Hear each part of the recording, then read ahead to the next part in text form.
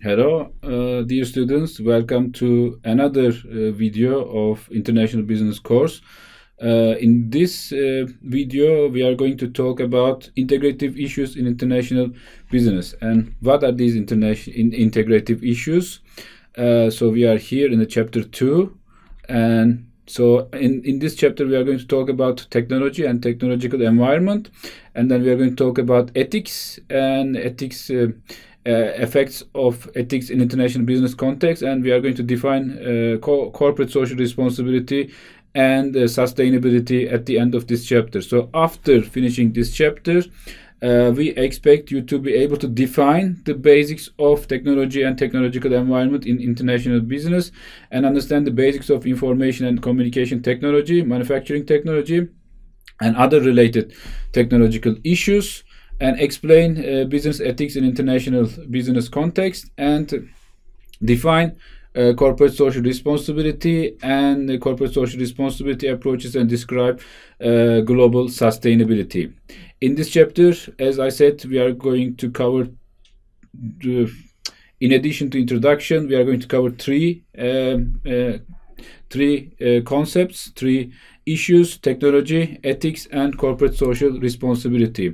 So here in the introduction, this chapter tried to integrate business ethics, social responsibility, and technology. So we are going to cover these issues. So what is technology? We use this term regularly, but what is it, and why we should care about it as an international business student?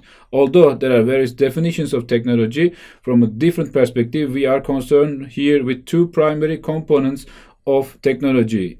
Technology involves a physical component and an information component. In the physical component of the technology, so it's products, tools, equipment, computers, blueprints, techniques, and processes. In the information component, the other component is about the knowledge in management, production, marketing, and other functional areas, including related know-how such as quality and reliability. What are the issues? What are the technological key areas, technological key advances that we should concentrate on? The effects of technology are globally far-reaching in both our personal lives and also business firms. So built upon the infrastructure of the digital revolution, the fourth industrial revolution represents a transition to a new set of systems that brings together physical, biological, digital technologies in a new and powerful way. ICT in particular, for example, transforming the global business environment in all industries in terms of new products and services, innovative new business models, and business process innovations. We will review these key areas in the technological advances in the next section. But in the book, we are going to cover information and communication technology, of course, ERP, enterprise resource planning, e-business and e-commerce, mobile commerce, m-commerce, cloud computing, big data and business analytics, Internet of Things, artificial intelligence, and last but not the least, we are going to talk about blockchain and cryptocurrencies. So I strongly recommend you to read these areas, which are huge importance for the development of international business in contemporary world. And what are the main manufacturing advancements in today? We have 3D printing, Industry 4.0, and advanced robotics. In this section, we are going to zoom into the technological advancements and related issues in the manufacturing sector. The manufacturing industry has seen big changes as we see in the transition from industrial to the information age.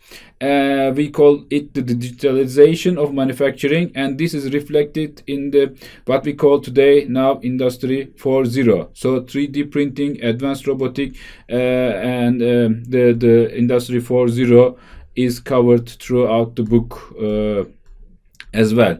And the next part of the chapter is about ethics. Ethics, or moral philosophy, is a discipline concerned with what is morally good or bad, right and wrong.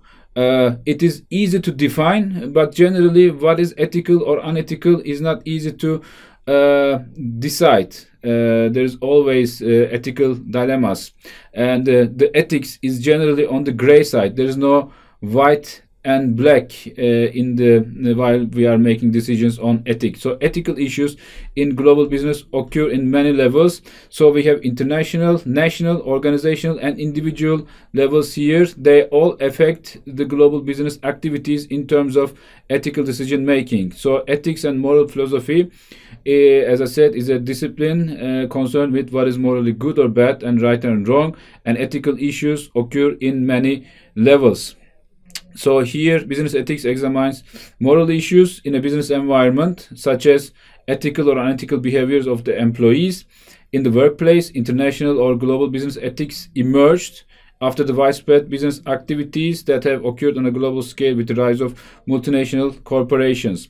What are the issues that affect the way international business is conducted in the international level is corruption and bribery, human rights and labor conditions, and environmental issues. A broad definition of corruption is the abuse of entrusted power for private gain. You use this power to gain something for yourself. So bribery is a common form of corruption in the international business environment and is seen as illegal offering or receiving anything of value, such as payments, gifts, and favors.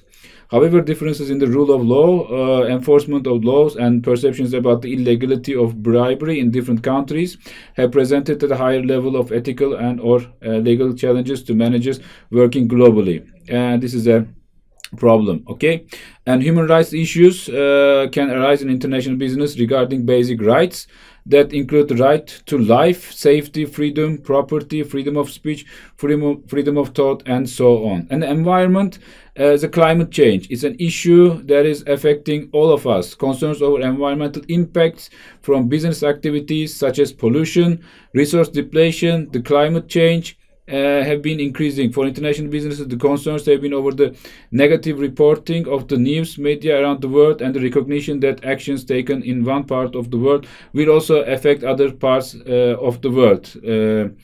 So there's a butterfly effect in terms of environment, and the changes in environment changes everything. So ethic is, as I said before, it's a gray area. It's full of dilemmas, ethical dilemmas. Business ethics is a global level, is a complex concept because of the fact that there are wide varieties of moral and value systems. It's even complicated in domestic settings, and it's even more complicated in international settings. So ethical standards, values, cultural differences, forms of governments, and socioeconomic conditions differ severely in different areas. So it makes it even more complex. Ethical dilemmas in the workplace involve problematic situations in which options to resolve them are equally undesirable because of the conflicts that can arise between personal values, organizational goals, and social values. So there's a useful tool that we can use to solve ethical dilemmas, and identifying an ethical course of action is a step-by-step approach offered in our chapter, where we start from recognizing an ethical issue, where there's a problem concerning ethics, and then we start examining the facts, and the third step, we create and evaluate alternative actions, and fourth, make a decision and implement the course of action, then evaluate the outcome. It is here presented as a series of steps that managers and employees can use in the workplace as well as in their daily lives. So another concept, the last concept that we are going to cover before we finish with sustainability, is corporate social responsibility in the international context. So what is CSR and why we should care about it? CSR can be viewed as the relationship between organization and the societies, including stakeholder groups. As I said, stakeholders are parties that are affected by and can affect organization actions. We have primary stakeholders and secondary stakeholders. In the book, in table 210, you can see who are primary stakeholders and who are secondary stakeholders. Corporate social responsibility is a view of corporation and its role in society that assume a responsibility among firms to pursue goals in addition to profit maximization, responsibility among a firm stakeholders to hold the firm accountable for its actions. There are a large number of stakeholder groups in CSR, and you can view them in the table shown in the slides, okay, on the slides. And arguments for CSR are often based on ethical, moral, rational, and economic issues. The ethical argument for CSR refers to the actions that benefit the good of the society and to duties and obligations, including guiding principles to carry out those actions. And the types and approaches to CSR, we have basic building block of CSR reflects arguments similar to those ones which we said before. There are 4 types of social responsibilities according to an important scholar called Archie B. Carroll. Philanthropic responsibilities, ethical responsibilities, legal responsibilities, and economic responsibilities are making up what we call CSR is, corporate social responsibility is. And not every organization is equal in terms of its approaches to CSR. We have 4 different levels of CSR involvement. So 4 broad strategies, responses, or approaches that global managers can use are reactive, defensive, accommodative, and proactive. You can easily understand from you can easily understand it from their meanings, and from the reactive one where we have the lowest level, and the proactive one where we have the highest level of involvement in terms of CSR activities.